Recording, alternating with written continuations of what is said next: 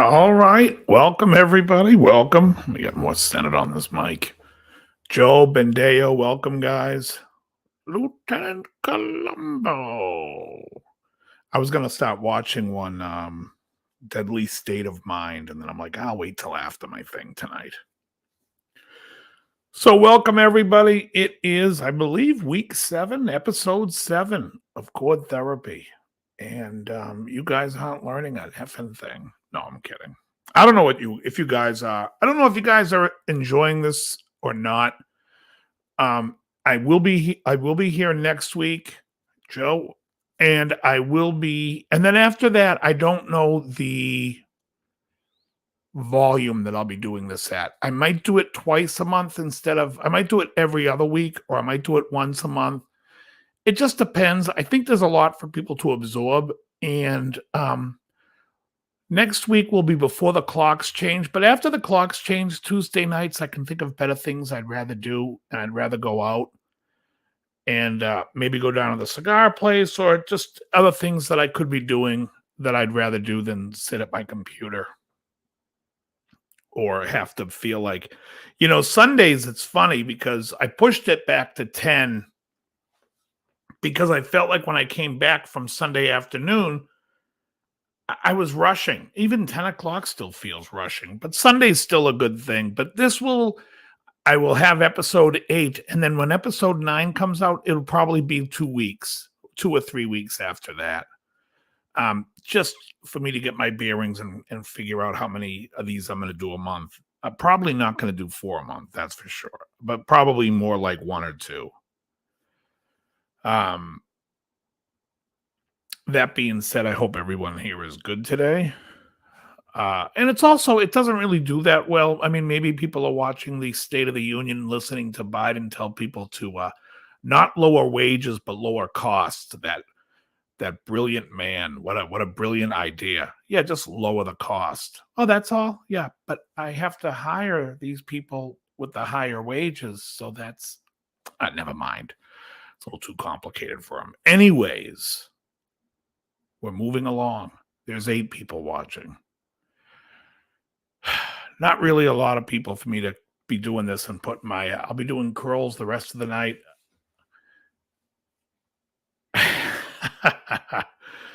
Hey, I got my curls are on Thursday. I do arms on Thursday. Today was back day. I hate back day. It's back and legs to me are the two that are like, they just drain the living hell out of you. And the thing with legs is after legs, I don't do cardio. But after back, I do cardio, and that sucks. Yeah, it's not good. Anyways, so is there really only 6 people watching? Yeah, okay. Giddy up.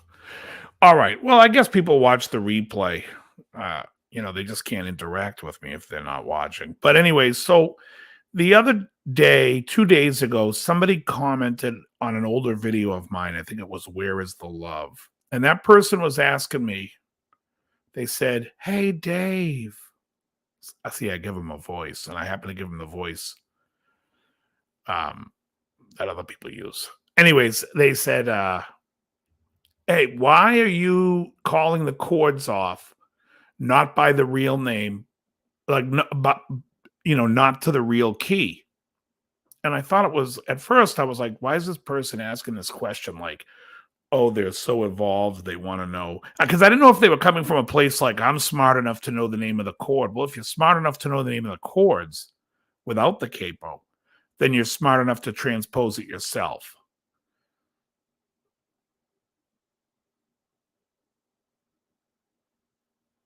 Hey, thank you so much, Dwight. That's nice of you. Thank you.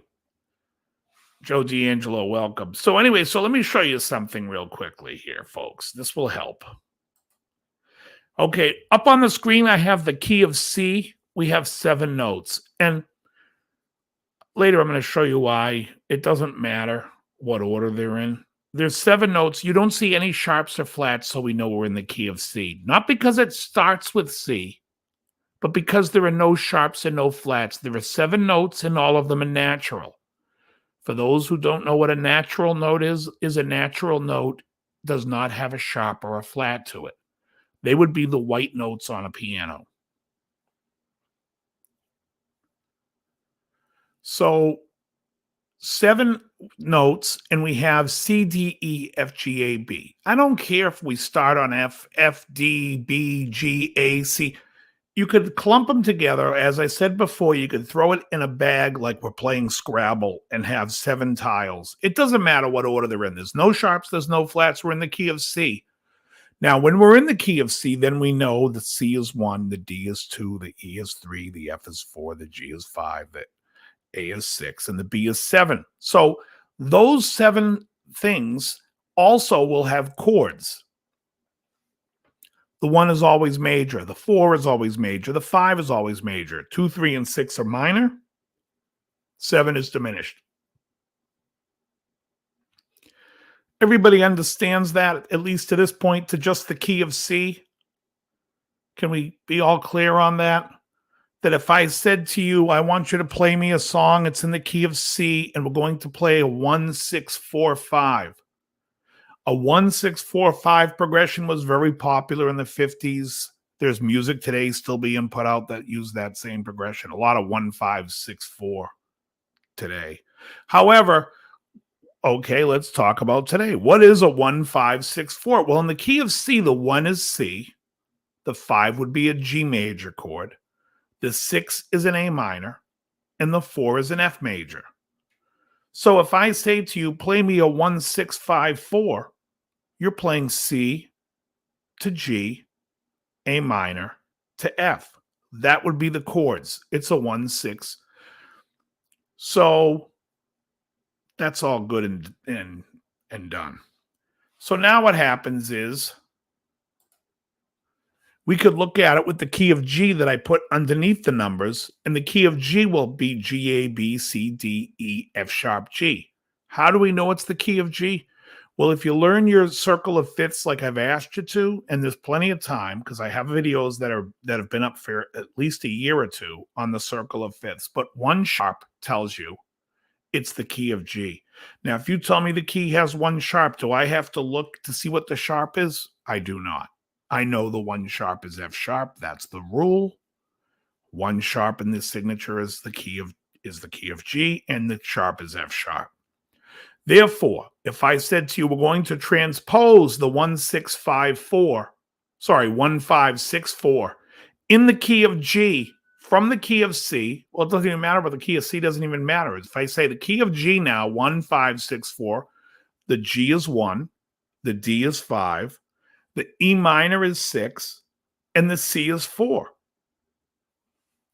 So it's the same progression.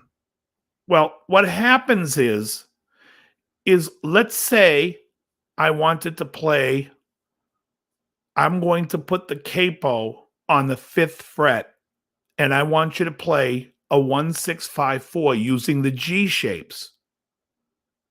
Does everyone understand that? So if I put this capo on the 5th fret, and now I'm playing a G to D, E minor to C,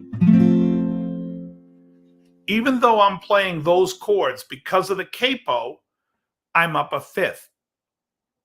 I'm up a 4th, but I'm up on the 5th fret. So this G now is a C chord. That's a C. This D would be a G. The E minor is an A minor, and this C is an F. Because I'm pitched up, right? So even though I'm calling this a G, so when I teach songs, I want you to understand I'm teaching you the voicing that I want you to play to make it sound like the record.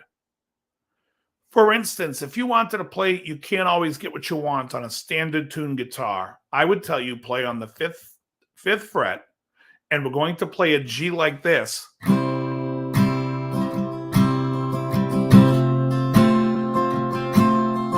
To a C over G.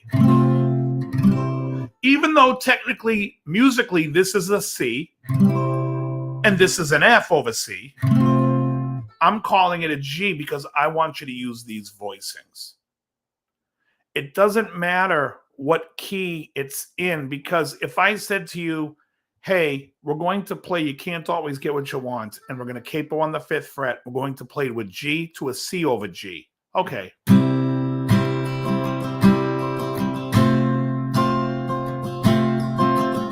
Okay, listen, we got a problem. The singer that came in can't sing it in that key. It's too high.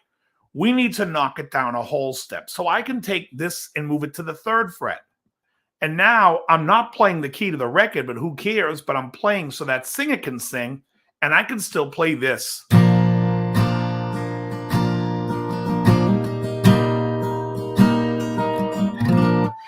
So when I say the word, it's a good question, Joe. When I say the word voicings, let me show you something. If I'm playing a chord like a D, that's a... I don't like that E. If I play this D, right? That's the voicing of this chord is 1, 5, 1, 3. But if I want to play it up here, now the voicing is 1, 1, 3, 5. If I play it here, the voicing is 1, 3, 5, 1. So the voicing is the order of the notes and how the voice of the chord sounds. So if, in some songs, you'll see me play a D11 here. Sometimes you'll see me play it here. If I want as my top note, as opposed to this as my top note. So the voicing is how the chord is voiced. Now, if you look on the bottom here, it says capo on 2. Key of C, capo on 2. So if I play as if I'm playing in the key of C, a song, like let's just say I'm playing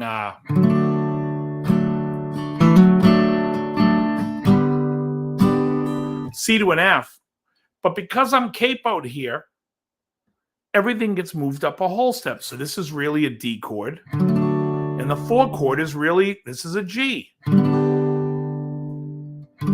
This is why when I teach, I tell you, I'm going to tell you the chord to the capo and not to the key. Mainly because there's some shit that's going to go on that's not going to really be helpful. For instance, if I tell you, like if we play an A minor 9, and if I tell you this chord here is a B minor 9, you're going to go nuts trying to think of all the notes and moving it around. It's easily an A minor 9. I can play an A11, play a D, I can play an F over A. But even though it's capo, that doesn't matter because we can then transpose it if I'm playing with another musician. For instance, if I'm capoed and I'm playing with Jim when we do AM Station, and say we're playing Rocket Man, which if you look in the middle on the bottom, it's capo on 3, okay? Now here I wrote it's key of C, but actually we play it like it's key of G. So the G is the 1. So I'm playing it like this.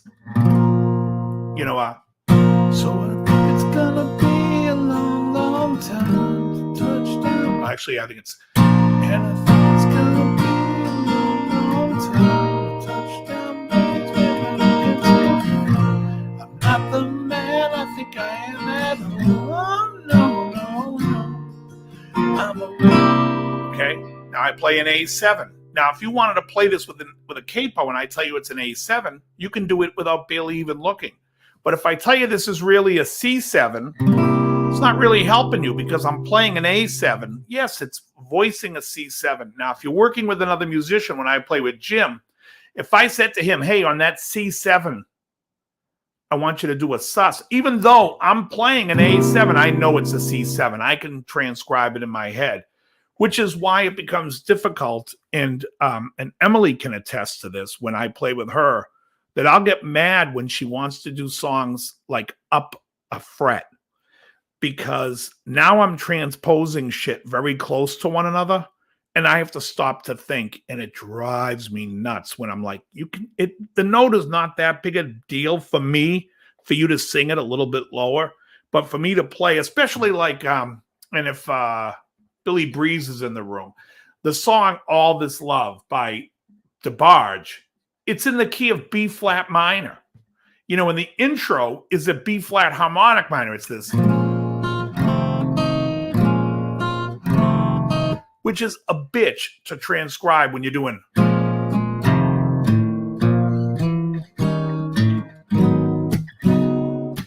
For me to stop and call off the chord, I'm like, okay, I'm playing on a G flat major 7. It sucks. Even though I'm playing an F major 7. So certain times when you're playing with a capo, it gets tough. If you're playing on keys that are just hard.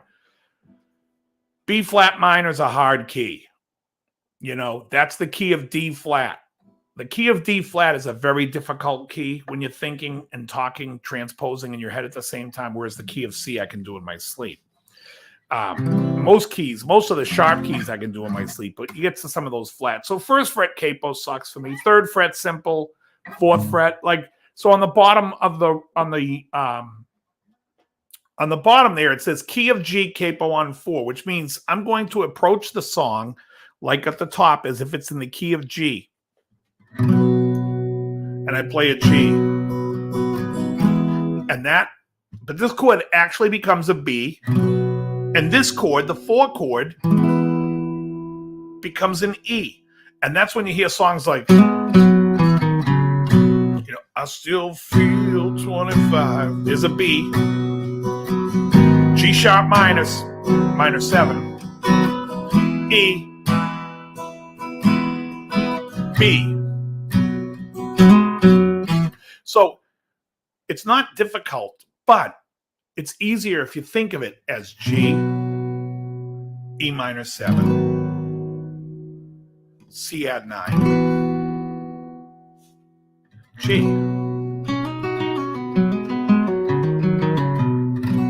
Now, the only other thing is when you get up here and you stop playing, you better know the guitar. Because if you're going to solo with a capo, it's a bitch. Because now you got to know that. You got to know you got to know the majors as opposed to playing G, because you're not in G. But that is why I don't call off the real chord names when I'm using a capo. Because there's no way, if I'm playing like Where Is the Love, all right?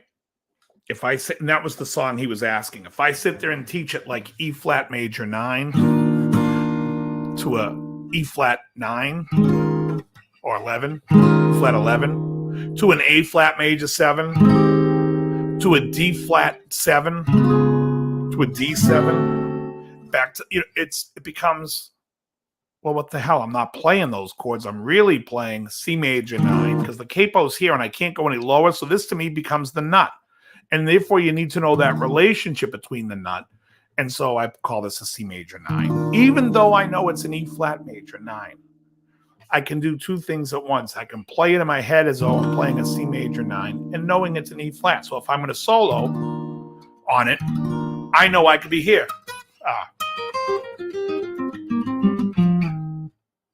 It gets it gets overly complicated, Hugh. Exactly. It just becomes ridiculous because you're not at that point. Now, I didn't know if the person who was asking me that asked me because they weren't a guitar player. And in that sense, they should at least be able to figure out, or at least know a little bit about the guitar, that the capo, you know, each is a half step. So this is 3 half steps. We're up a minor third. So if I'm playing a C, that's an E flat. If I'm playing an F, that's an A flat. That type of thing. So I wanted to get that out there because, you know, people don't understand, and well, just by this observation of this person, they didn't understand why I'm doing it that way. And also, as you start playing, and where it can get tough is when you stop playing chords that are way up off the board.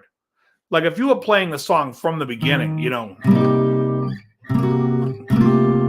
what's that first chord where he's up on the 10th? So I would have to do it here.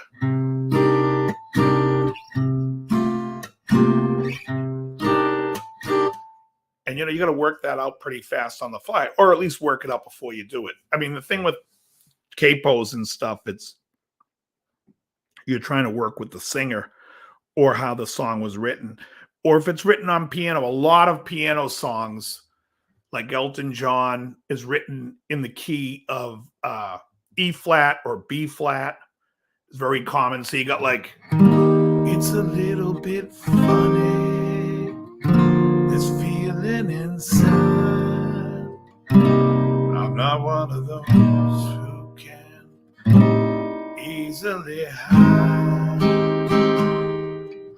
I don't have much money, but if I do, I'll buy a big house with.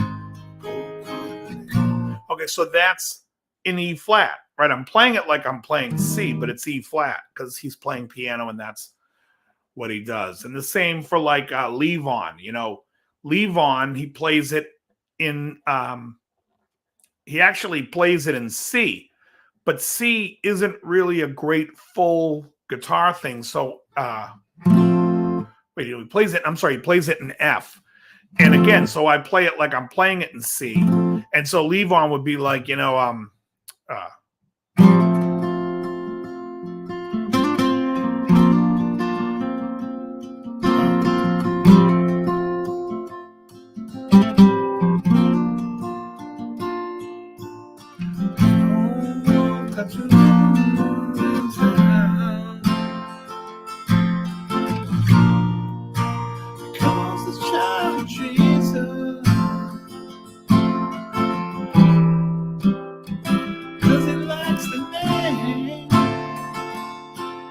and they sent him to the finest schools around. All right, so you can get away with playing the songs from the piano by figuring out what, and I do it all by ear. Like what happens is I'll listen to a song and I'll be like, all right, certain chords sit in a pocket somewhere for me, and that's when I'm like, oh, on the guitar, that would be on the 5th fret capo. That's how I did it on that song. I was like, that would be a 5th fret capo song then, because that chord really wants to sit as an E minor, even though it's in the song it's an A minor.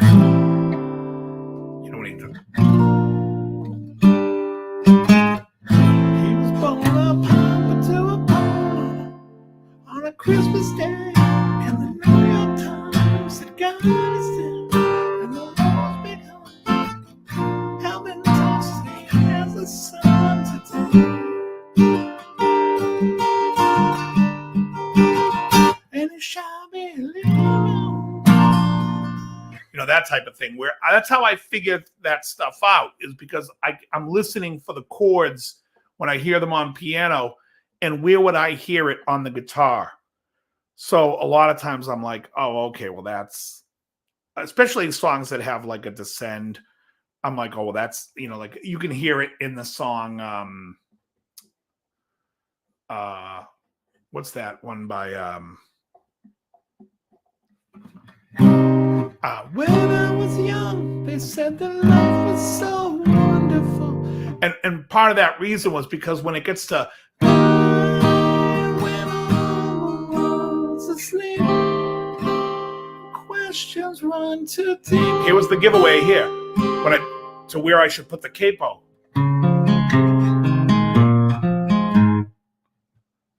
Right? Oh yeah, especially when you put it up high, Brad, it has a great sound to it. Next week's lesson, I'm doing a song by Harry Chapin, and he's got the capo way up here, and he's doing that whole, see if I remember it.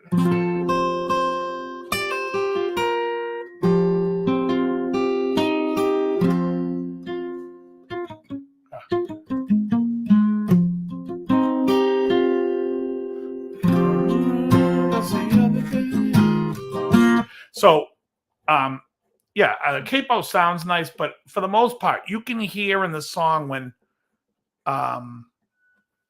you can hear where it is just from hearing different things. People don't know the pros call. The pros call Dave. Yeah, well, so you have to you have to know, how things fit in and all that stuff. And there are times when I was called on sessions and you bring an acoustic guitar, they want you to play acoustic, and they don't tell you anything. They don't tell you to bring a capo. They don't tell you what key it's in. You get there and you're listening to the song and you're like, okay, well, this is, it's in A, but it's country and it's got a cool vibe. So I'm going to put it in the capo on 2, and then I can play my A as a G. And then I get for my A.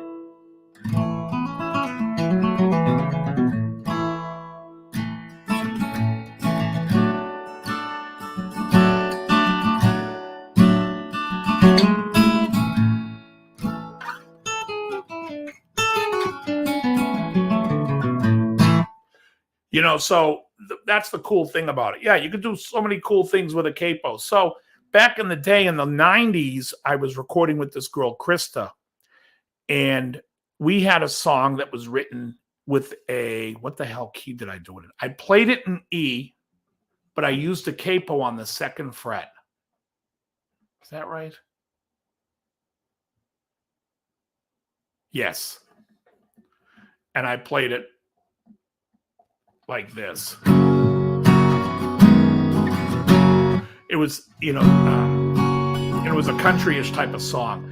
And then what I ended up doing is, because I'm playing in F sharp, is the second time I recorded 2 guitars, 2 acoustics, 1 on each side. And for the second guitar, I tuned down a half step and played it in open G, and just G. And so therefore I was in F sharp on that guitar. But the 2 guitars together really made for like a nice big sounding acoustic, because I got one playing an E chord, the other one playing a G chord, and they're both playing the same chord. So that's a cool thing too. And you hear like a lot of bands do that, where people play different voicings of chords to songs. But so that's really what I wanted to clear the air with this guy who commented on my thing. So you can see on the bottom, no matter what. So once you know the 7 notes of any keys, doesn't matter what key it's in. So if we look at the G, the 5 chord is going to be a D major, right? It's going to be actually a dominant 7 if we take it out further. Just like on the C, the 5 chord is a G7. And a lot of times in a lot of songs, they'll borrow that dominant chord, or they'll change the key by using the dominant chord as the key change. And you see that a lot, like in songs that have like I just talked about, Where Is the Love? Even in the intro, it's C major 9 to a C9, which is a 5 chord, which tells you immediately they're going to go to the F, because they're going to the 4, because that's where the resolution. The 4 chord of any scale acts as if the chord you're on would be the 5. The 4 and the 5 are the same, just depending on what direction you're going in. So a C major 9, if I go to a C9, C is the 5 to F. So therefore it resolves to F. But what I was saying was, I also look at it as resolving up to the 4, because it's the same. But anyway, so then and then that's a major 7, and he goes to the 4, but it's dominant and walks it.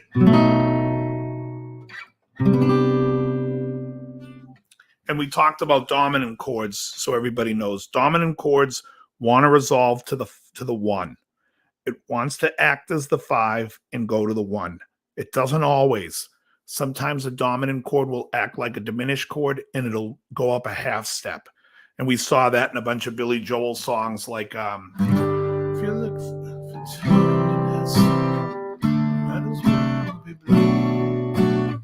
I can wear my heart. The wrong key of the song, but if you search for truthfulness, you just might as well be blind. Once again, now we're at the B7. Instead of going to the E, because it's the 5, it's going to go up like a diminished. Honesty. such a lonely. So, anyways, a dominant chord will either resolve to the 1 as if it's the 5, or it will go up a half step. And as we talked about in the earlier lesson that I did on this topic, you could also go down to the relative minor of going up a half, which is the old Neil Sedaka / Elton John trick, like of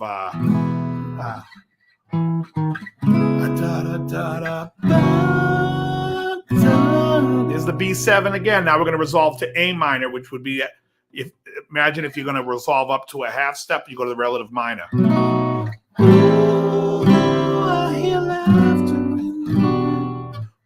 So anyways, that's just what I wanted to get across about why, when I use the capo, am I calling the chords off as if the capo is the nut.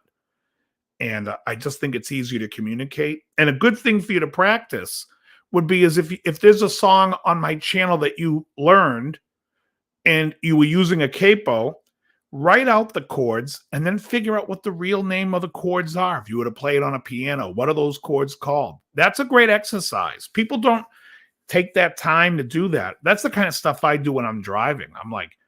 I'm transposing stuff in my head and trying to work stuff out, or figuring out tritones and substitutions of stuff. There's all kinds of real cool stuff.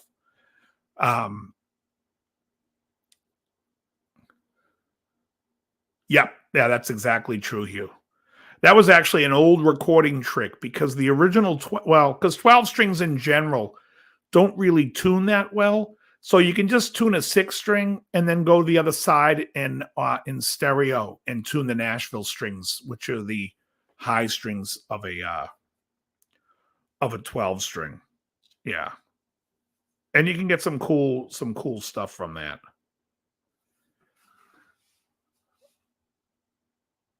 Moving on. Now this mess on a page, if we just look at the top part first, if you look at the top, we have the key of C, and then all the sharp keys up to B, which there are only 2 more after that. You have the key of F sharp and the key of C sharp, but it's too advanced and we don't need to talk about it at this moment. But let's take a look. If we look at the key of C, we have C, D, E, F, G, A, B. I made it easy for you. I put the C first. This next one is the key of G. There's an F sharp. I made it easy for you. I put the name of the key first. I put the 1 first. So they're all in order. So there's the key of D, D, E, F sharp, G, A, B, C sharp. There's the key of A, B, C sharp, D, E, F sharp, G sharp. There's the key of E with 4 sharps, E, F sharp, G sharp, A, B, C sharp, D sharp. And there's the key of B, C sharp, D sharp, E, F sharp, G sharp, A sharp with 5 sharps. If we look at the key of E above the key of B, we see there are 4 sharps, F sharp, G sharp, C sharp, and D sharp. We could also look at the key as 3 naturals, E, A, and B. A very cool thing for you to think about from now on is that when you think of E flat, it's the exact opposite. So in the key of E flat, A flat, and B flat are the 3 flats, and F, G, C, and D are the naturals. That goes with a lot of keys that are together, A and A flat, and it's really cool the way it works. G to G flat, it flips. That's an old Ted Green trick to really understand stuff on the fly. But when you think about it, music's 7 notes. So the key of E is 4 sharps, 3 flat, 3 naturals. Simple shit. Simple. Now, if we look at the bottom, I said, well, what if we started every note? Because I don't think of things linear, which is why I don't like modes. I'm not thinking of these keys as D, E, F sharp, G, A, B, C sharp for the key of D. That's not what I'm thinking. All I'm thinking in that key is there are 2 sharps, it's F and C, everything else is natural. I also think of every chord that will entail. So when we look at the bottom there, we see the first one is the key of C, E, F, G, A, B, C, D. How do we know? There's no sharps and no flats. It does not matter what order we're in. That would be the key of C. Now, some people will say, well, that's the Phrygian mode. Sure, you can call it that. I wouldn't, but you can. I'm not stopping you. But to me, it's the key of C. Because if you said to somebody who thinks they know about music, one of your guitar playing buddies who loves the neoclassical, and you say, can you tell me 7 of the 4-note chords in the E Phrygian mode? They're going to stop and think. If you said to me, what are the 7 4-note chords in the key of C, I can blast them out. I don't have to think at all. It's just, I'd just be like speaking like I know the language. That's why I don't like modes. So I don't think of things linear. In fact, I will think of, like when I look at the key of C, I think of all the triads: C, D minor, E minor, F, G, A minor, B diminished, because I don't like to think of things in a line, and I don't have to think of the chords in that order either. If someone's playing a C chord, I can go, I like that color on it, and I just played a G. I do whatever the piss I want, as long as, and I'll be in the key as long as I'm not playing any sharps or flats. The second key is the key of G, and I started on E. E, F sharp, G, A, B, C, D. How do I know I'm in the key of G? There's one sharp. It starts on the 6, which will tell you that's the relative minor scale in G, and it's also the Aeolian mode. Again, you can call it the Aeolian mode. I'll call it the key of G. The next scale has 2 sharps, F and C. Well, I just talked about that. That's the key of D. Now, this one starts on E, so you can say, well, that's that's E Dorian, E minor Dorian. Sure is. Or you could say it's the key of D. 2 sharps, and I can name you all 7 chords, all 7 triads, all 7 dyads. It doesn't matter. But when you tell somebody who's really into the modes and you say D Dorian, you tell me that they're going to stop and think. And to me, that's when you're playing, you don't want to stop and think. You're communicating. You're having a musical conversation. The next scale has 3 sharps. It's the key of A. It starts with an E. E, F sharp, G, A, B, C sharp, D. Well, if we look at that, we notice that's almost like an E major scale with a flat 7. Yes, that is the key of A. Now, you could call it E mixolydian. Ooh, I'd call it the key of A. Now, the next one, E, F sharp, G sharp, A, B, C sharp, D sharp. Well, that is the key of E. It starts on E. Again, you could call it the Ionian mode. I wouldn't. I'd just call it the key of E. Now, some people are going to say, well, the mode names are important because they give you the feel of, no, I can just tell you what positions sound like. For instance, let's take a look at what does Lydian sound like. Well, Lydian sounds like the 4 position. And below us, we have E, F sharp, G sharp, A sharp, B, C sharp, D sharp. So we have the key of B, and we're starting on the 4th note, hence why people would call it the Lydian mode. I would call it the key of B. Thanks, Hugh. I would call that the key of B. Now, if I'm playing an E chord and I'm around E, the only difference now is the 4 is sharp. So the scale would be,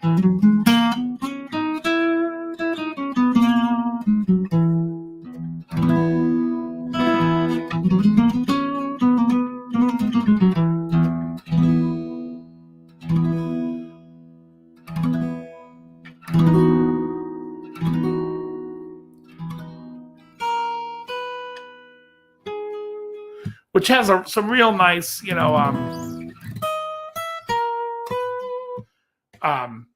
almost that, what's that Steve Vai song?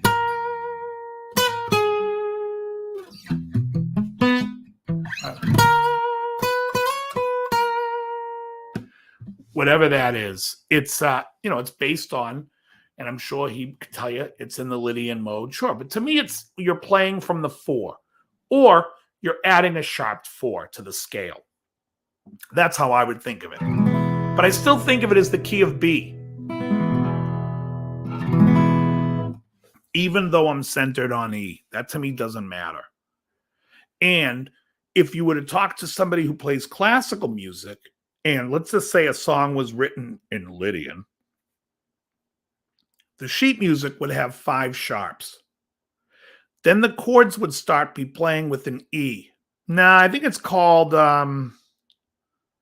Liberty, maybe? I don't know. It's on the Passion and Warfare record. It's played in F. I was doing it. Well, technically, it's played in C, centered on F. I was playing it in B centered on E. But anyways, a classical musician or someone that reads would literally just see the sheet music and see 5 sharps. They're not saying, and then when they see that E chord, they're not saying, oh my God, this is Lydian. They have no fucking idea what the hell that means. That doesn't mean anything to them. They're reading. And calling something Lydian to me would be, and I'm not that well versed in English, right? But let's just say, what is it if you put a preposition? You know, like how there's things that they tell you not to do, but sometimes it doesn't matter. You're speaking, you're telling a story. Or did you ever hear somebody who's telling a story and somebody's with you while they're telling a story and they're correcting it, but correcting the person's English?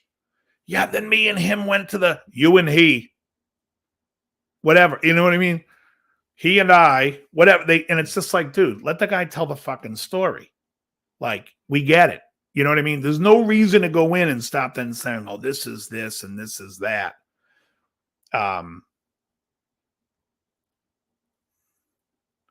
That's right. That's right, Brad. But the point is, it's not about studying composition. It's because it's not really from a compositional. It's more from a what do you? Now I'm blanking on the word. Improvisational is what matters. Because from a composition point, when you're writing, you're not thinking like, oh, I'm writing this because I'm writing a Lydian piece. You don't think that way. You just play and chords have a nice sound. At least that's how I would write, how I do write. So therefore, was it that makes that noise? And anyways, so, but from an improvisational thing, yes, then people would be like, oh, I see, you know, like if we're playing C Lydian, right? It's like,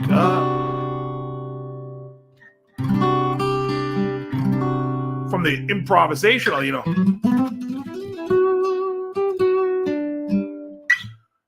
I can play whatever, but I don't think of it that way anyways. When I hear someone say it's a C with a sharp 11, I automatically think I'm in the key of G and I'm playing the 4 chord.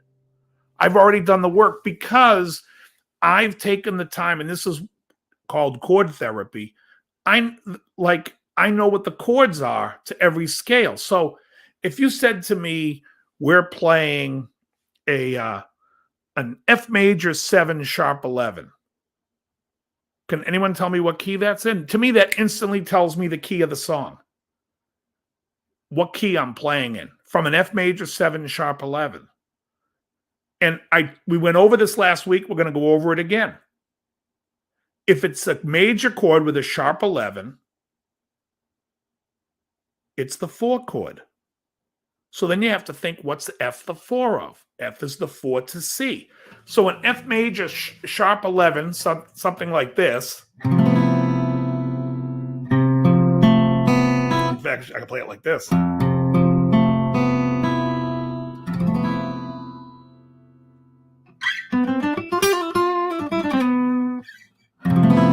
Is in the key of C. It will only exist in the key of C. It's not that it's in the key of C. It is exclusive to C.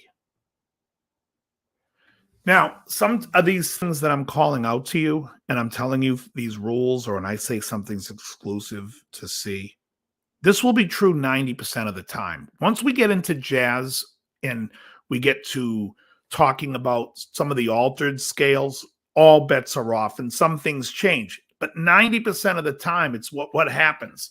So when you see an F major 7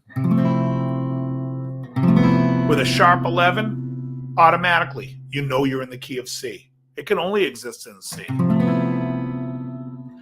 Now, see, why I say that is because in the melodic minor scale, if I made it a dominant 7 with a B, then you'd be looking at, like, which would be... Then you'd be... I can play it here. Here. Yeah. Then I'd be in the key of, I'd be in melodic minor, and I would be in C melodic minor. So, but if it's a major 7 with a sharp 4, we're in the key of C. And that's what you should know. You should know that to all the chords. In fact, I believe they're here. No? Yes. So there are 3 majors in every key. So if you have a major 13, a major 11, yeah, basically if you have a major 11, which you won't ever have, it's an ugly sounding chord, or you have a major 13, that's the 1 chord. It can't be in any other position except the 1. So that would be in the key of C. If you have a C13, that's a dominant chord that has a B flat. That's every note in the key of F. So that has to be the 5 chord.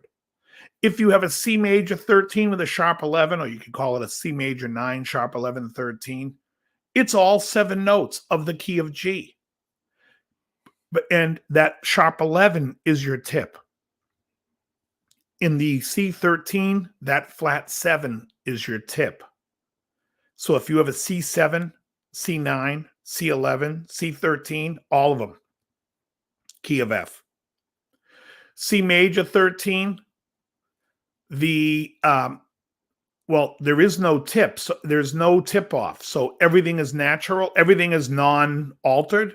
And therefore, we're in the key of C. It's the 1 chord. So if we were to look at the key of G and say we have a G major 13, that's the 1 chord in the key of G. The 4 chord in the key of G would be, as you see on the bottom, the C major 13 sharp 11. And the 5 chord would be a D13. Now, I'm calling them all the way out to give you guys all 7 notes. So those 3 chords in the key of G, G major 13, G major 13, C major 13, sharp 11, and D13, each chord would have all 7 notes of the G major scale.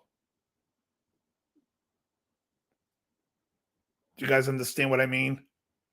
It's just in a different order.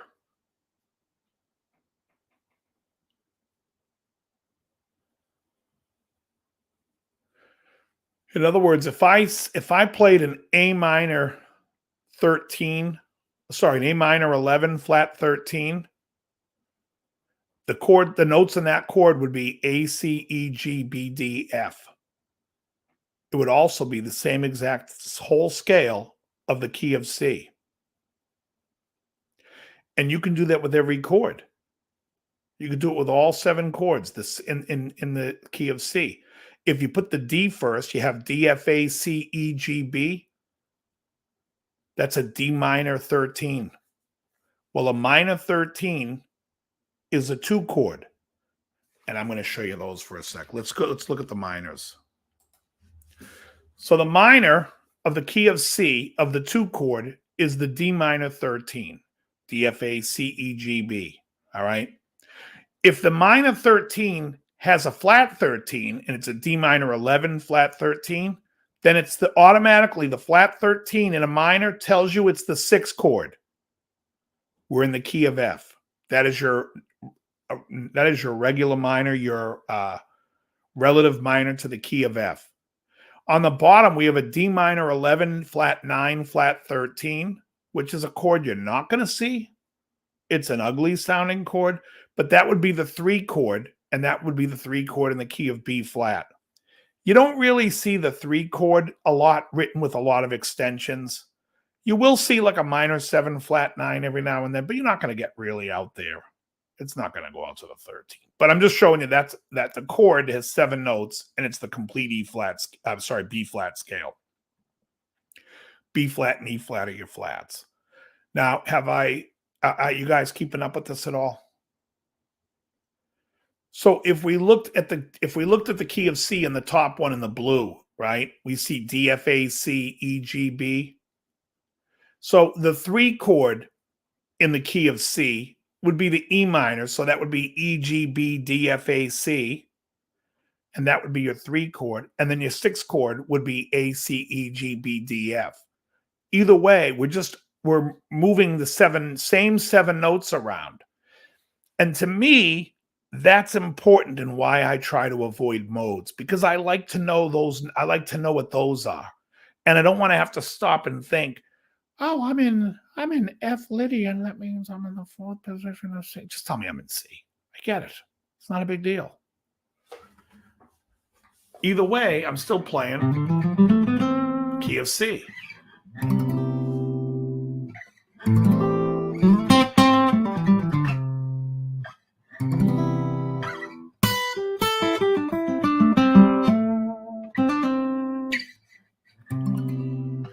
Now, there are some notes that don't work against certain chords, and that's why pentatonics were developed, or why they are what they are, because it takes out those notes. It takes out those two notes, that tritone out. So if you're playing a C,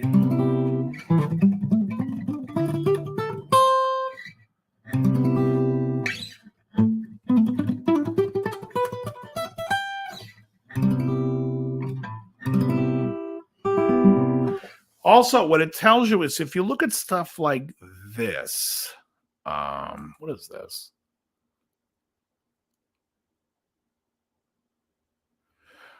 Oh, yeah, okay. So this was in the key of C. So this shows you that when you start the same scale on the 1, that's what it looks like. When you started on the 4, you can see that the B now acts as a sharp 4 or a sharp 11. And when you go to the 5, the 7 is flat. So those are your I call those markers. So if I'm playing a song, like let's say, take a Beatles song, right? When I'm dreaming. So they play a C chord. Well, first of all, they're in A minor the whole time, right? Things right? Then it goes C to a C9, which is the 5 chord, to what key? The key of F, and that's why it makes that feel like a resolution.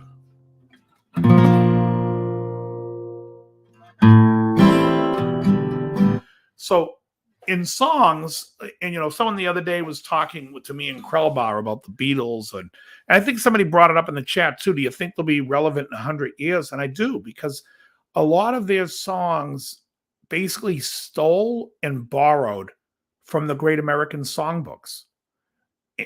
Autumn Leaves and all those songs, that they borrow from that stuff and made it into a pop format that is still popular today,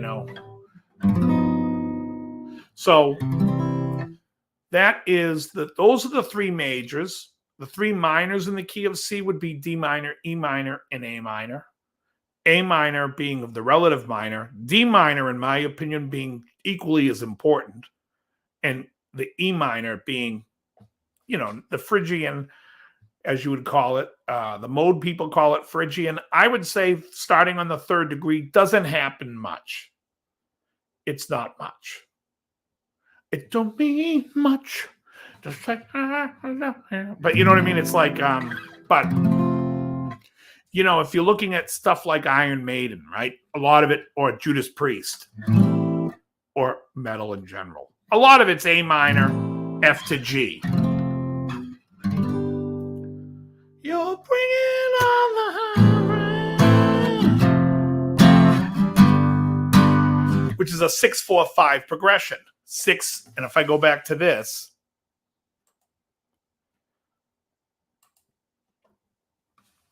in the key of C, what is 6? A minor, right? We see this number 6 is A, and over in the chords, it's minor. So 4 is F major, and 5 is G. And it also helps you when you're playing it then to be able to figure out the song, like,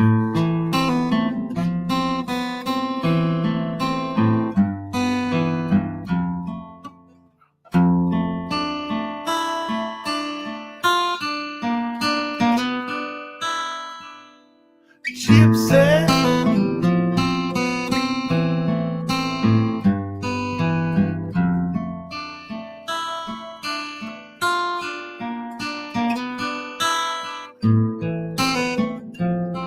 You can figure out songs relatively easy. when I decide I'm going to work on a song, usually it's because I'm hearing the song. So this week I did at the first chord when I'm in the gym, I heard Dr. Wu open and I'm like, oh, there's an E11. I could tell right away what it was. You know what I mean? I could hear that chord, and then I could hear their pseudo major 9 chords that Steely Dan loves to use. Now I call them pseudo major 9 chords because some people are going to not want you to call them major 9s. There's some people that, I don't know if it's jazz guys so much, but some of these guys, they're like, well, the chord doesn't have the major 3rd in it. You're skipping the major 3rd, and you should always have the, well, piss up a rope. Steely Dan didn't use it, so it's good enough for them. It's good enough for me. And, so the F major 9 here is a C triad. Oh, what was those chords? If I remember them, what key was that in? I don't remember the key anymore. Oh, it was I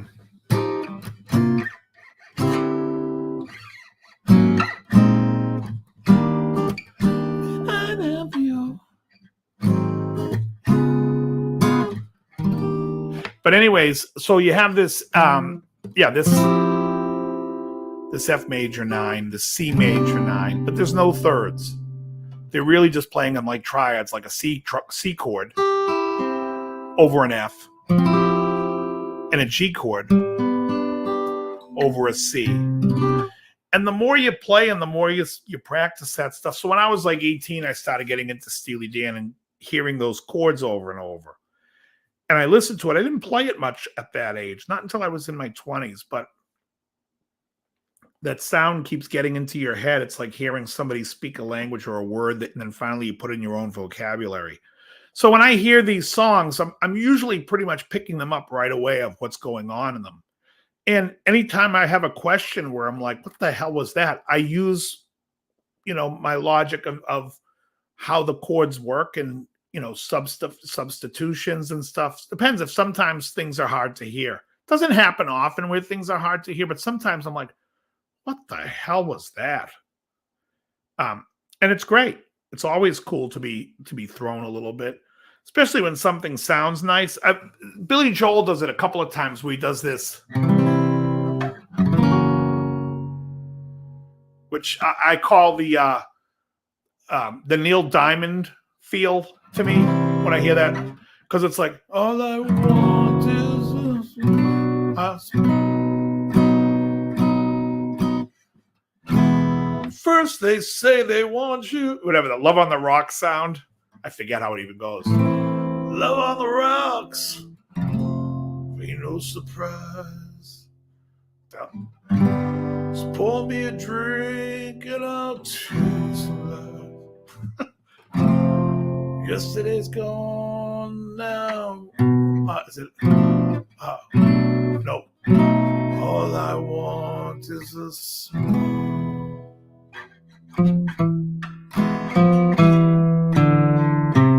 Oh, there it is. First they say they want you. Hey, Lenny, what's going on? But anyways, so for the most part, when I'm figuring out songs when I hear them, because right now I'm doing it on my memory in my head, and that's a different, I got to kick, boxes out of the way. I'm like, what the hell? Oh, this is where that record album is. Cobwebs and everything else in my head. But anyways, when I hear a song, I pretty much use these formulas. It is this thing. Remember the other night we were wondering what the hell was that noise was? It's this air freshener that it's like on a timer, and every time it dings out, it squeaks and makes some weird noise. But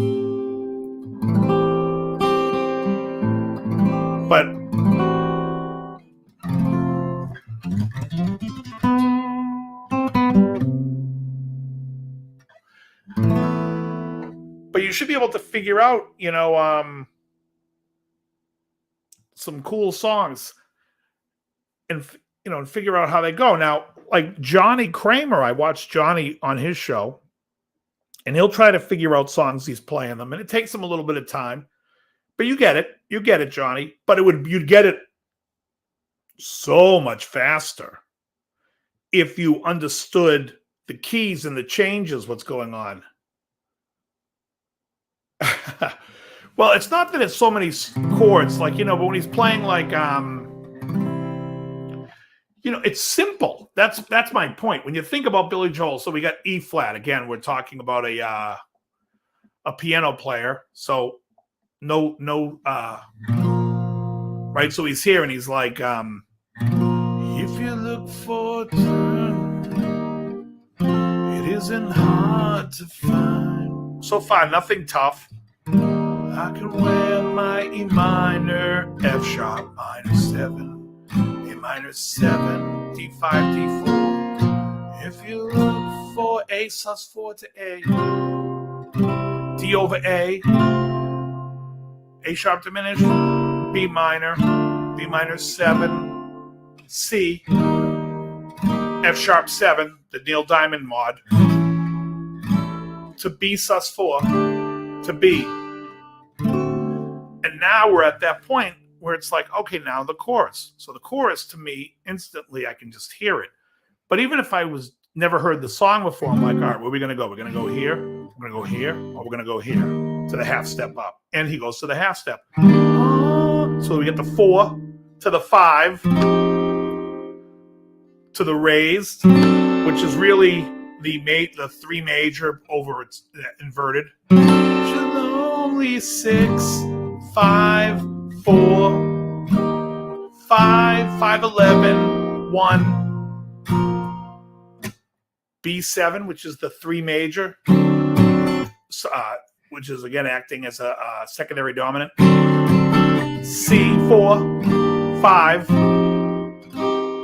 3 major, 6, 5, 4, 5, 4, 4 over 1 to 1.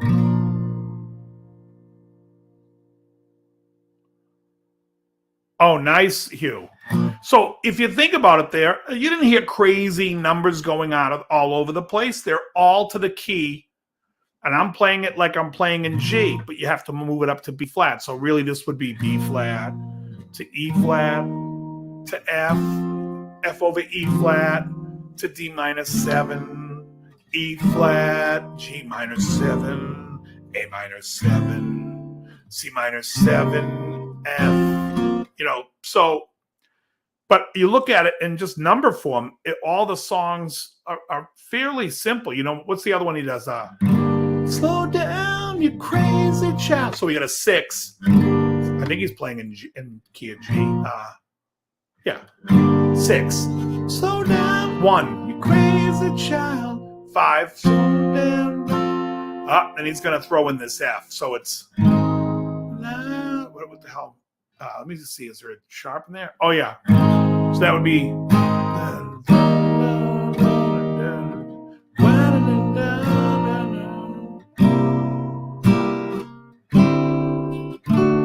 And this is a move right here, playing the A to the B11 to the B to make you resolve back to E minor and make that feel like the 1.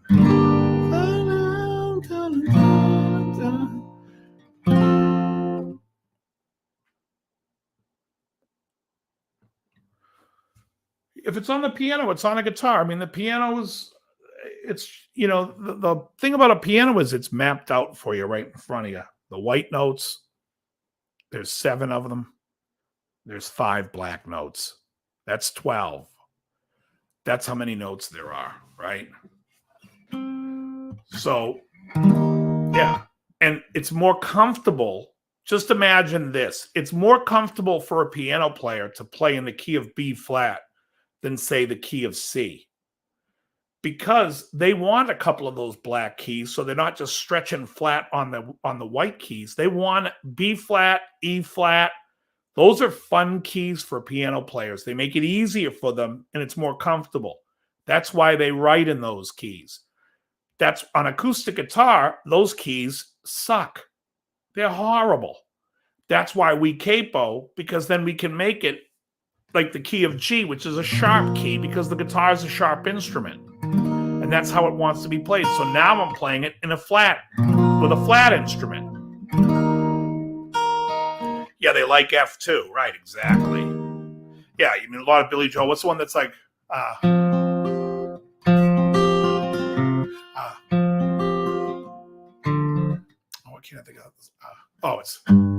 I think it's.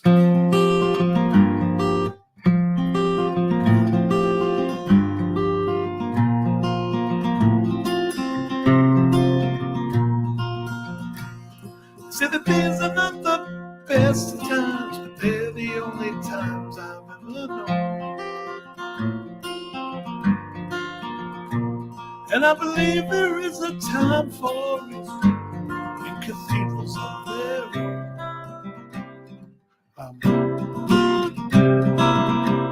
Now I have seen that sad surrender in my lover's eyes. But what the hell's the next chord? I can only fall apart and sympathize. For we are only, what the hell's that? For we are only one our situation hands us. It's either sadness or euphoria.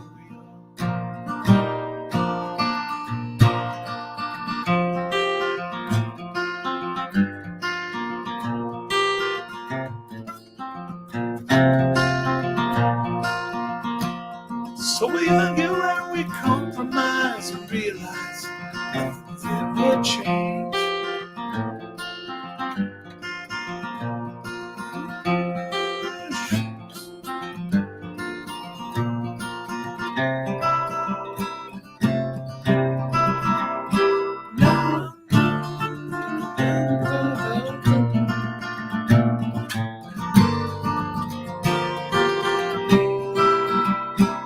For we are only what our situation hands us. It's either sadness or euphoria.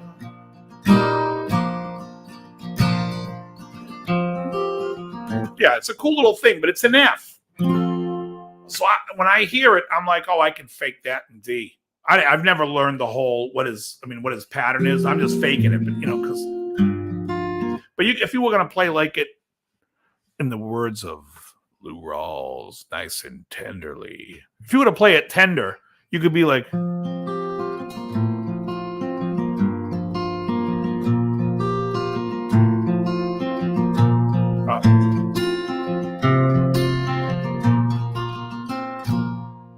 And it sounds nice, They say that these are not the best of times, but they're the only times I've ever known. And I believe there is a time for retreat in cathedrals of their own. Now I have seen that sad surrender in my lover's eyes, but I can only fall apart and sympathize, 'cause we are only what our situation hands us. It's either sadness or euphoria. And the little flute. Yeah, it's a fun one. Gorgeous song. Probably my favorite Billy Joel song. Yeah. I've never done a lesson on it. I've done And So It Goes, because I think that's up there as his best song. I've done Vienna, Honesty, Just the Way You Are. I mean, he writes some great songs, but the point I was trying to show was the fact that they use the capo because the piano guys are comfortable in the flat keys. Now, when I say that a guitar is not meant to be played in the flat keys, sure, you can play You'll never find whatever it goes, someone that loves you tender like I do. So, if you look at the open strings, we have an E. Well, an E goes all the way up to the sharp keys. It goes up to the key of F sharp, which is like this. So if there's five sharp keys, or 4 sharp keys that have an E. A is in 3 of the sharp keys. D is in D, F, 4. G is up to the key of A, so it's only in 2. B, all the way up until the key of C sharp. And then the E again. So this is only in E is only in 1 flat key. It's in the the key of F. B, no flat keys. So already right there, no flat keys. So it's a sharp instrument. So if you wanted to play flat, like, you know, this is very common, first fret capo, right? We have key of A flat now.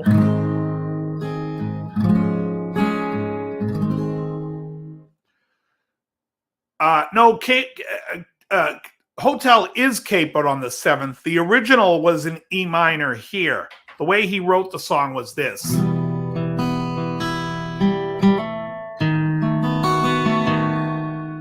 It was there. But for Henley to sing it, his voice was way too high, so they had to drop it. The only way to drop it to that where Henley liked it was here in B. So then, so because of Henley, they had to move it here.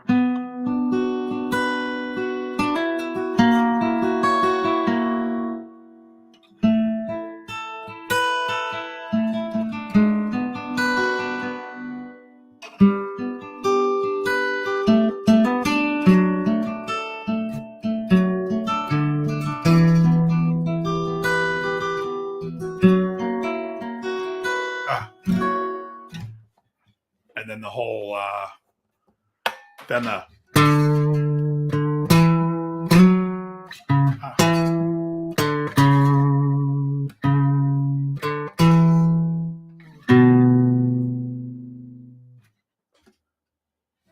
Yeah. No, they fired him because they wanted to make more money. They didn't want him in the boys' club, basically. But yeah, so I mean, you have a lot of James Taylor, you know.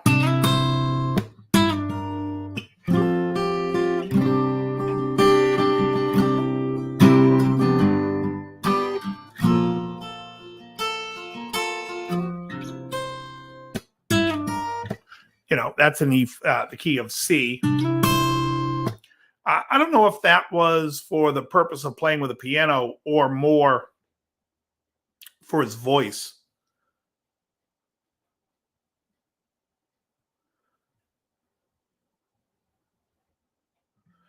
Yeah, well, that's, you know, a lot of times you see, I don't know if you see like bands playing Johnny Kramer, but like a lot of bands when they get older, I saw Black Sabbath with Dio on Dio's last tour. And everything was a whole step down. They were playing everything all down. Oh, yeah, I love the Bernie Leadon stuff, too. Yeah, I think the first few records are great. I love the Desperado album, just like I love Tumbleweed Connection from Elton John. I love that record. But yeah, but you have like, there's a lot of James Taylor that's capoed up. And I think it's capoed for his voice. I don't really think it's for the other instruments. I don't think he gives a shit about the piano player because he's writing the song. I think it's more about his voice. And a lot of guys back then know what they sing good in. And so, you know, that's something else. If you know you sing good in C, right? Like this is your key. You sit around. Well, let's say Johnny Kramer likes playing an E minor. Right? What's that?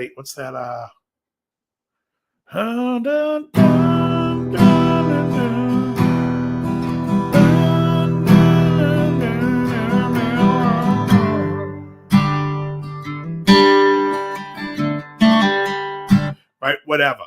Let's say Johnny Kramer likes that. Johnny Kramer's writing a song and he's like, oh, you know what I want to do is I want to play it. I want to write a song, but I want to have a certain sound and I want it to sound like an A minor type of song. So then you can capo the 7th fret. Now your A minor is E minor. It is Doolin Dalton, exactly.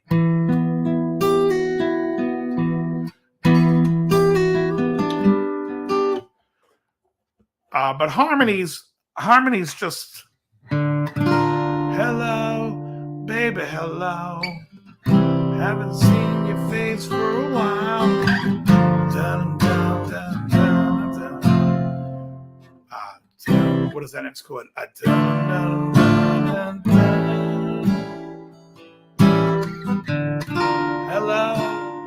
I said hello. Dun, dun, dun, dun, dun, dun, dun, dun, dun, dun, dun, dun, dun. Say hello, hello.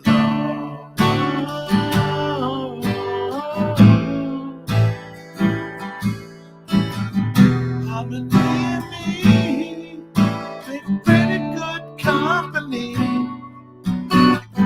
Searching for an island in a boat across the sea. Ah, gee, I really love you and I wanna love you forever. Never, never be in harmony. And again, like people say, like, oh, he knows a million songs. Maybe I do, but maybe I can pretty much fake it, because here I know the opening chord is that D minor with a sharp 5 and augmented. So we got hello, baby, hello to the sea. Dun, dun. You know, I can. Dun, dun, dun, dun, dun, dun, dun. There's the 5 chord back to the 1 augmented. Hello, I said hello. You know, so it becomes a lot of repetition of sounds, and you get used to those sounds. So when it gets to the chorus, when I was like, oh, 5, that's what I'm thinking of. That's the 5 in D. But now I'm sitting there and I go,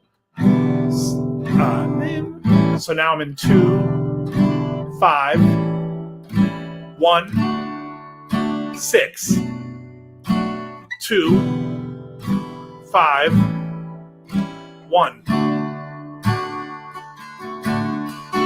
2, E minor, 5, A7, D, B minor, 6, then the G, 4, 5, 1.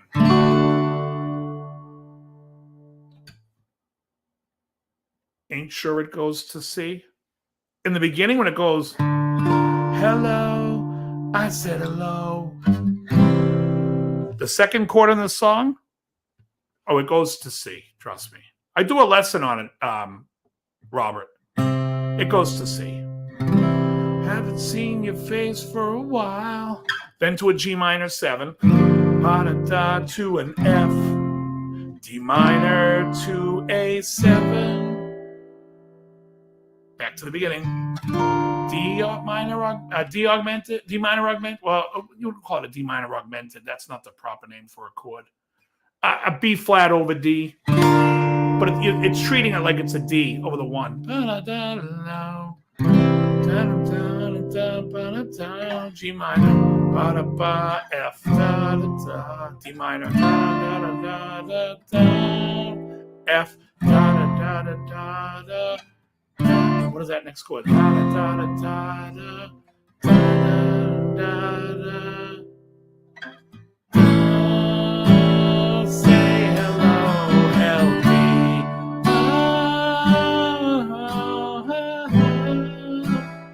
And then we go to the 2 5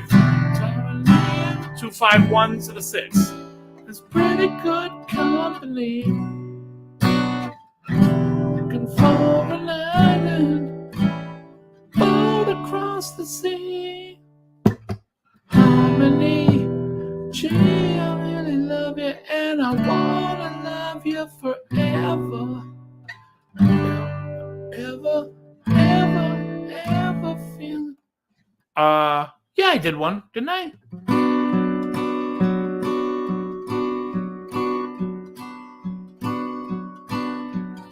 Except you need a capo on the first fret to play it like with the record, because it's in C minor. So it's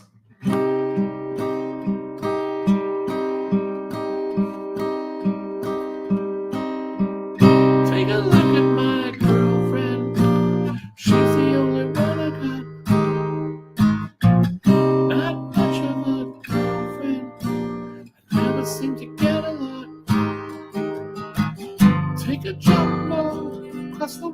I live to see America. See the girls in California, hoping it's gonna come through. But there's not a lot I can do. Can we have kippers for breakfast? I love that chord. That goes to a B minor to that A6. Keeping that F sharp on top, haunting, although we're capoed up and it's really a G and it's a C minor to a B flat 6. And again, easier to play on the piano for him, or probably even a sing.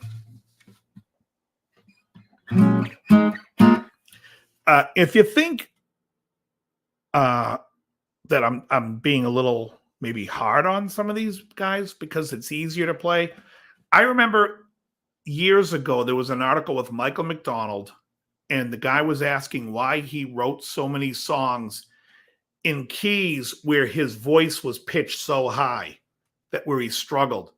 And Michael McDonald's answer was, because I am comfortable to playing in a few keys, and when I write the song, I can't transpose it into another key, so I just sing it way up in the stratosphere. So it's true. People get comfortable playing what they're comfortable playing. You know, it's and it's the same thing. It doesn't matter. I've gotten to play in my life with some great jazz musicians, and watching them play, you can see what somebody likes.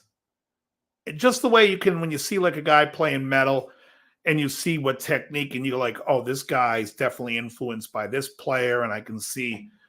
I mean, I can see a lot of that. I don't know if you guys can, but like when I see people play, you know, if someone's like playing, you know, shred type playing, you know, you can tell if someone's a fan of Paul Gilbert or if somebody's a fan of,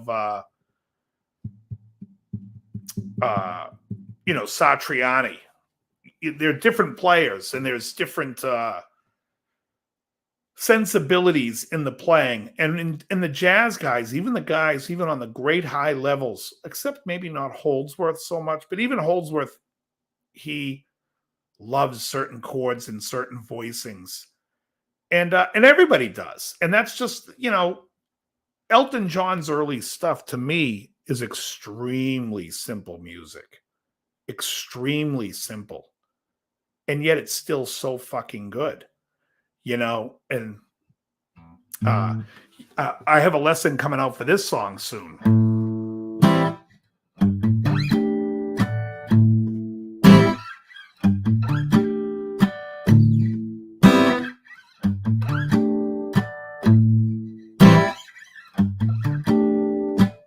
And there's not a lot going on in the song. It is an extremely simple song. You know,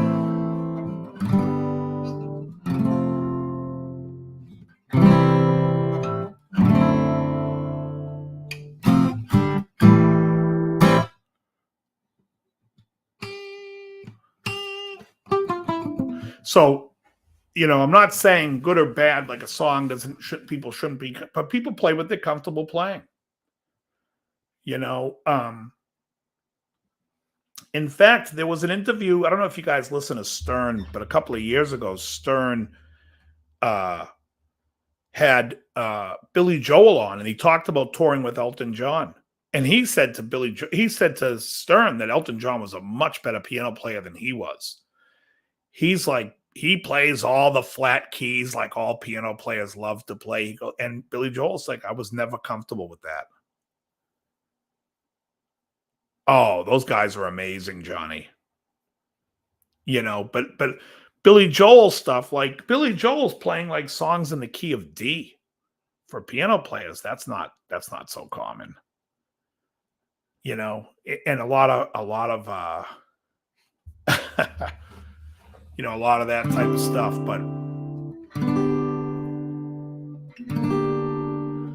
but you should get used to stuff. You find out that like in the 70s, when I teach all these songs, that a lot of these guys are playing the same chords as ever. And when you think about like She's Gone, right? We got like, or Or is it here?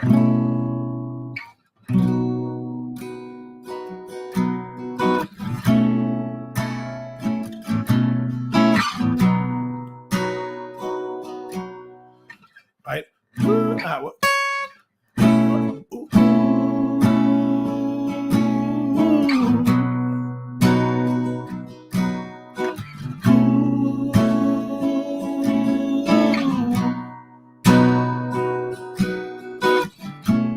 Everybody's high on constellation. Right?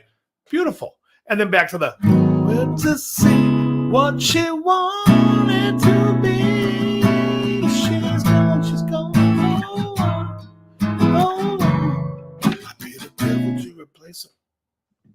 As in the key of C. But so you have this. What does that mean, Tone Seeker? So you have that, right? Then you also have songs like Be quiet, big boys, don't cry. I'm not in love, so don't forget it, Papa. It's just a silly phase I'm going through. Right, but it always ends with that.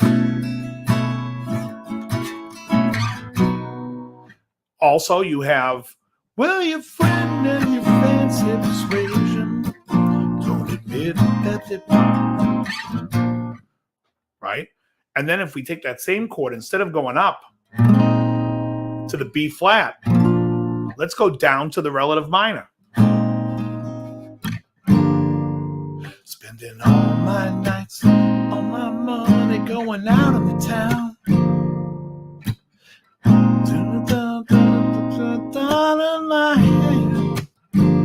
Right? So it's all the same principal ideas. You know, when you sit and playing that on the piano, all you're doing is moving your bass note down and it's the same chords. It's a lot of them are borrowing the same sound, but it's beautiful stuff. And yeah, 10cc is awesome. Yeah, Daryl Hall's great. Oh, I didn't send it to you, Hugh. Hey, Joe, have a great night. I sent it to Judd Lufthouse. Daryl Hall doing Above the Clouds by Paul Weller.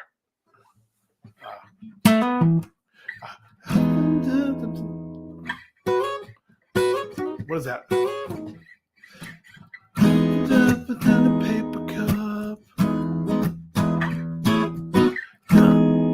I have to wonder.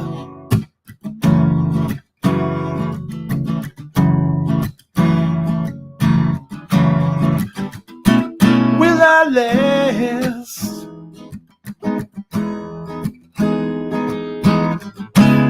But I'm done living. Oh, it's amazing. If you guys don't know Above the Clouds by Paul Weller, you're losing out. It's a beautiful song. Yes, it's a little similar to Mercy Me and What's Going On by Marvin Gaye. But to me, it has its own thing. There's some really nice shit. And Daryl Hall does a killer version on Daryl's House with Kevin Bacon and his brother. It's great. You should look it up. But Above the Clouds, it's great. But there's a... no.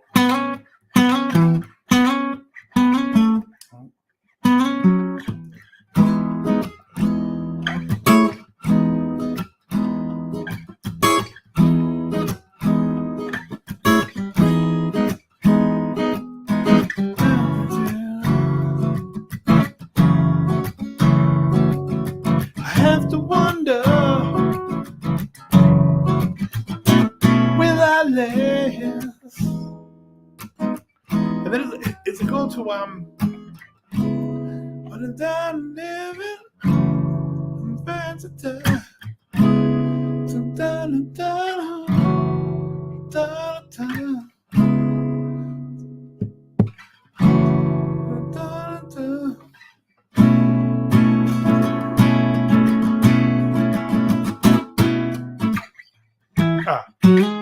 Oh, that's it. It's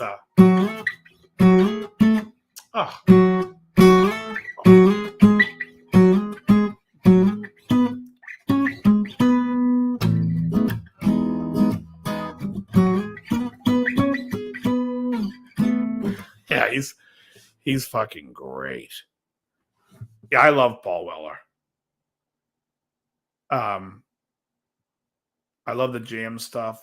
Not so big on the style console, although there's some good songs. I actually like his solo career a lot. I like the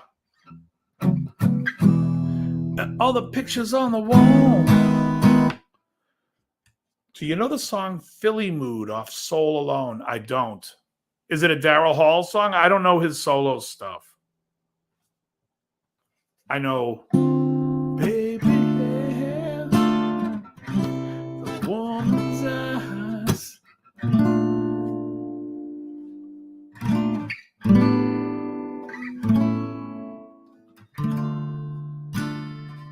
Yeah, Wildwood. Is that the one that has a...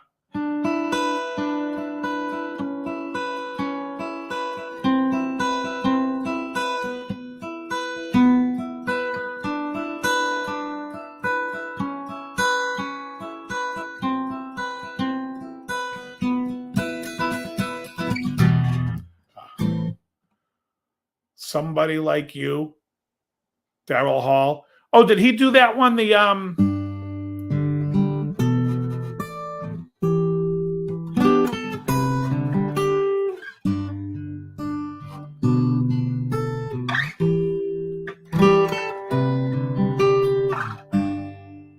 I've been searching my whole life.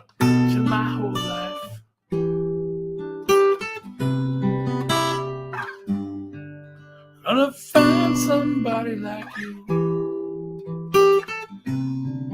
Sunflower, thank you. Yeah.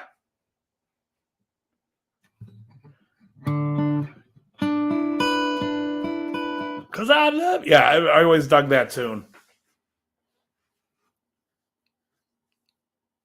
Isn't it a pity? I'll have to check it out. You guys all seem to know that Daryl Hall record. Anyways, I was saying earlier that next week, I'm going to be here next week. I haven't decided what I'm going to do when the clocks change, because this kind of is in the middle of my Tuesday nights, and I might be going, I like to get out of the house more. So I'm thinking that I'll do it like 2 Tuesdays a month. Something like that. But I hope today helped, because it was bothering me that I was struggling to get through this part last week with the minors. But this is an episode. It is that motherfucking thing. Why is it making... you know what? I think it must be out. Let me see. Oh, yeah, bone dry. That's why it's making that noise. It's like, change me, you shithead. Change me. So, yeah. So, oh, yeah, the Anderson East one of him doing She's Gone is great. What is that? Riley. But yeah, I if you guys can go back when you watch this again, if you do, just to go over, like, again, I'll say it one more time about there's 3 majors in every scale. There are 3 minors. The first major has nothing changed to it, so it's a major 13. The first minor, nothing changes to it. It's a minor 13. Then the second minor is going to have a flat 9 and a flat 13. It's really not usable. Don't worry about it. Then the 4 chord is a major. It has a sharp 11. 5 chord's a major. It has a flat 7. And the 6 chord's a minor with a flat 13. Thank you, Hugh, so much. But yeah, so like that'll help you, because if you see a chord, and you can pretty much, if you see like a minor 13, you're not going to see it often, but if you see it, you'll know that's the 2 chord. You can pretty much figure out, like when I played harmony, did I use a capo? Oh yeah, it's in G minor. But anyways, when you get to that dominant chord, you know that's the 5. Well, then it has to be the 2. 2, 5, 1, 6, 2, 5, 1, 2, 5, 1, 6. And that's the chorus.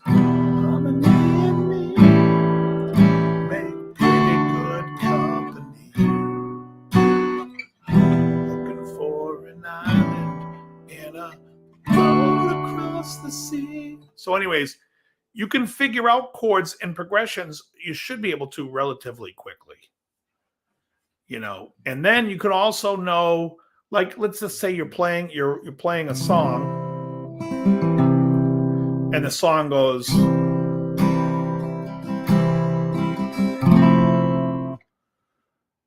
hey, well, thank you, Hetriani. That's really nice. So you see what happens when we get to C. Like, say someone's playing to you a C major to that F. You know that F can take that B because we're playing a 1 to 4 major C chord, which is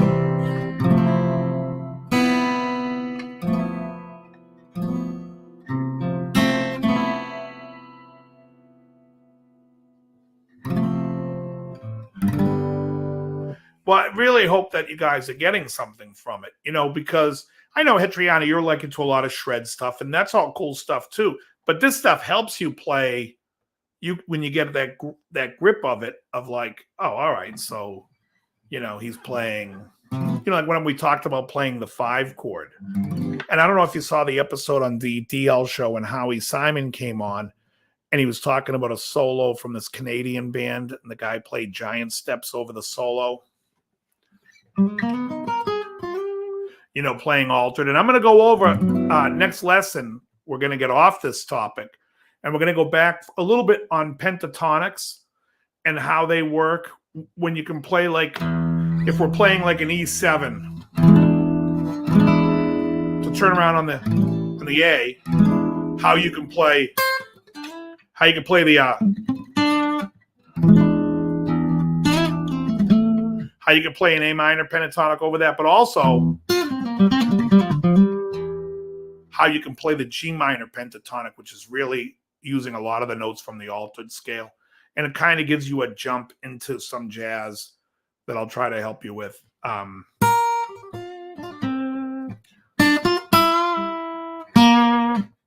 Just some cool.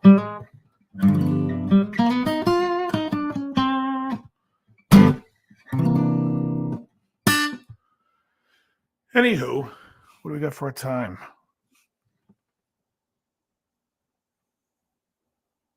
Of C, this one.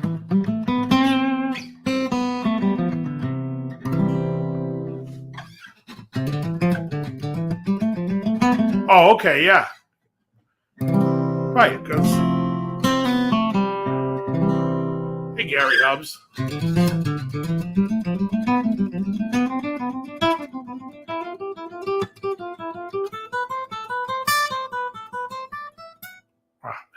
I gotta adjust this thing, but that's the old picking technique. Does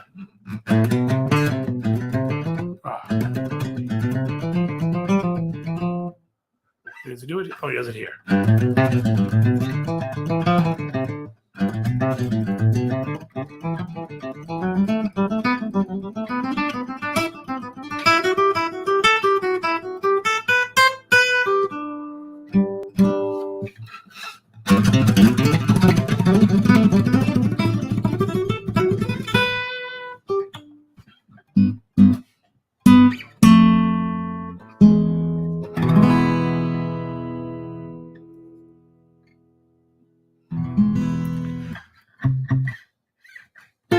Oh, what was that?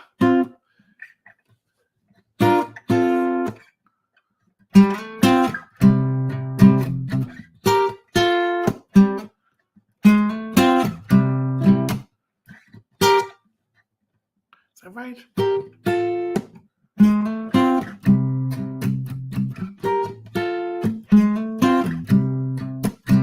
Got a girl, her name's Francine.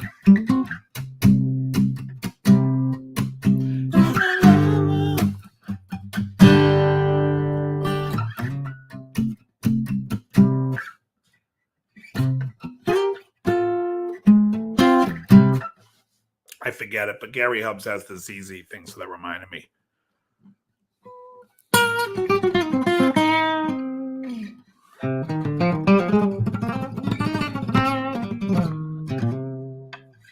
Very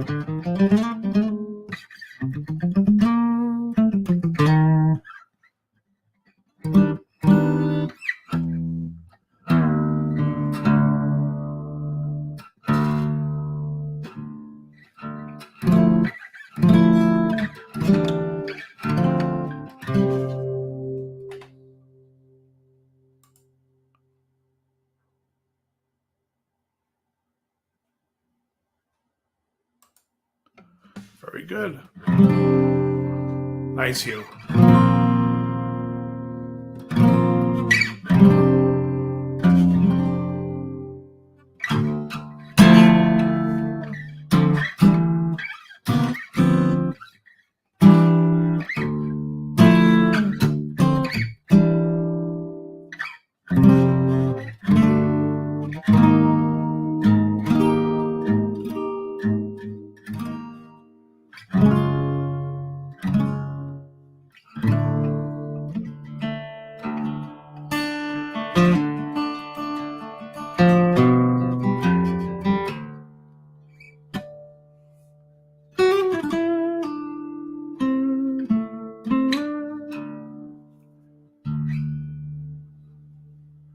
God, what the hell's how that song is gonna stop?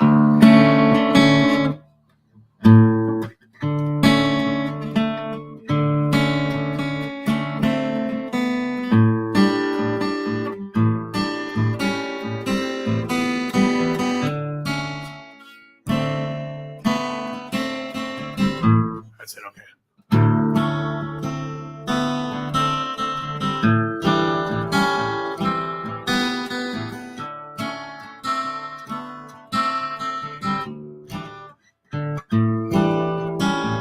Yeah, I have to play it this week. I had to learn. You don't even want to see it. I got a list of like 50 songs for this weekend because we're gonna film both nights, and we didn't want to do the same set for both nights, so we're doing like so many songs. But we got a couple of no, we're not doing it 17.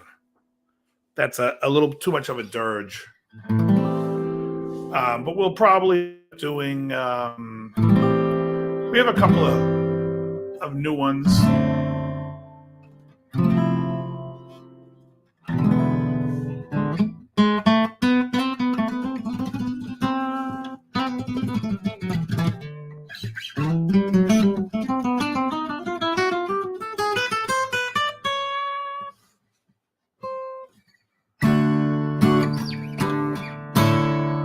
Charlie S., what's happening?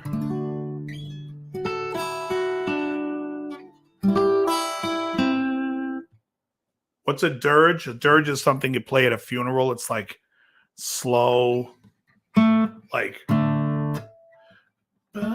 was that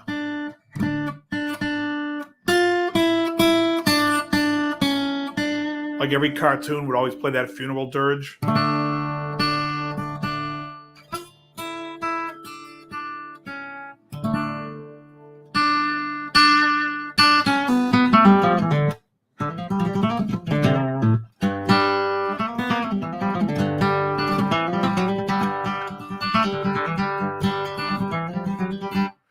Oh yeah, do I even know how that goes? Is it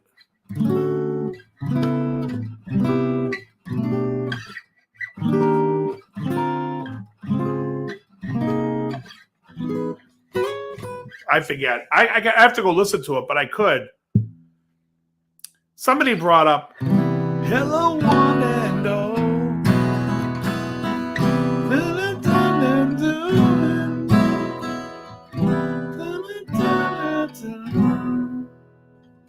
Oh. Oh no, I like the song Midnight.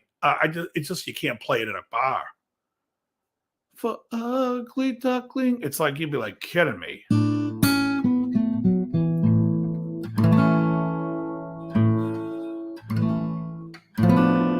How about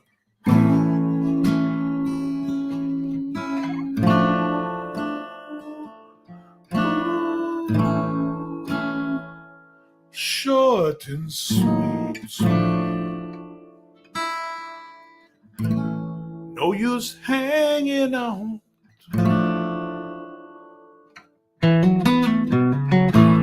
People were made for each other.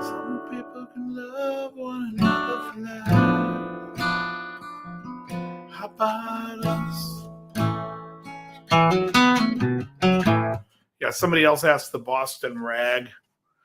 I tend to like the later stuff.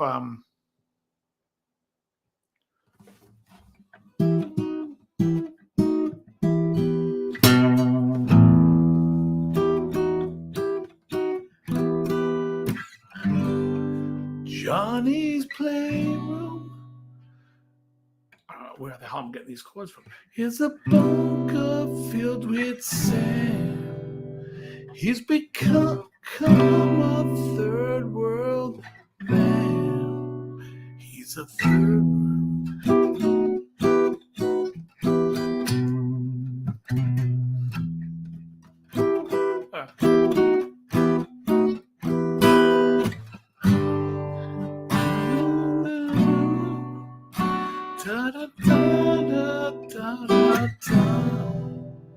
Till the neighbors woke up screaming, he's a third world man.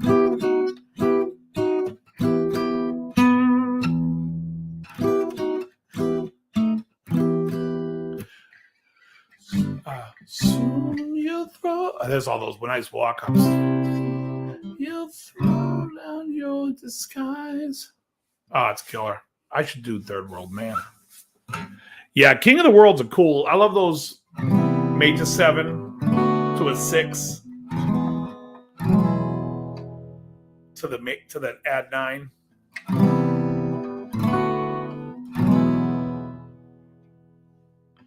No marigolds in the promised land. There's a hole in the ground where they used to grow.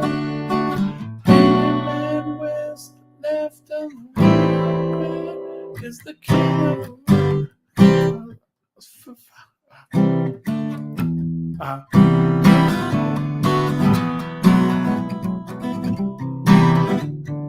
Yeah, killer shit. I haven't listened to that song in 100 years, so I'd have to go listen to it and hear the voicings and all that fun stuff. Oh, I forgot my thing was right here. I moved the stand for the show.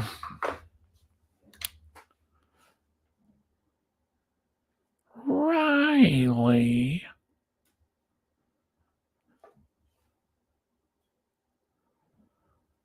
All right. Anyway, so like I said, so next week, Chord Therapy will be Tuesday. After that week, let me see what the week is. I might take that next week off. So I'm going to be back the 8th. And then the 15th, probably no. The 22nd, maybe I'll be back. Yeah, I'll come back for the 22nd, 8th and the 22nd. And then 29, I'll take off. Just keep my sanity. Yeah, bread was awesome.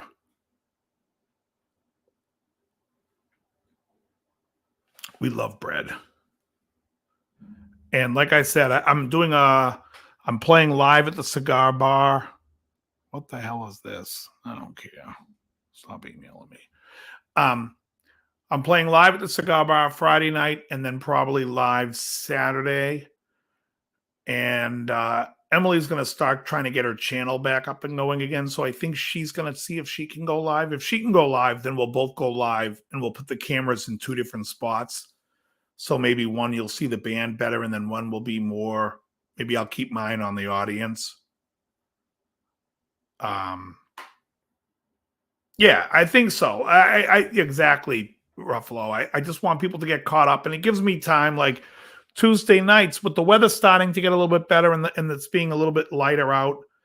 You know, I'd like to maybe head out on Tuesday nights and not be because my weeks are real busy. Wednesday I teach till late, and Thursdays I don't really like to do anything. Because Friday and Saturday I have gigs, so it's we'll see. Anyways, I want to thank everybody for hanging out with me. You guys have been great tonight. And I'll be here Sunday night live on the DL show.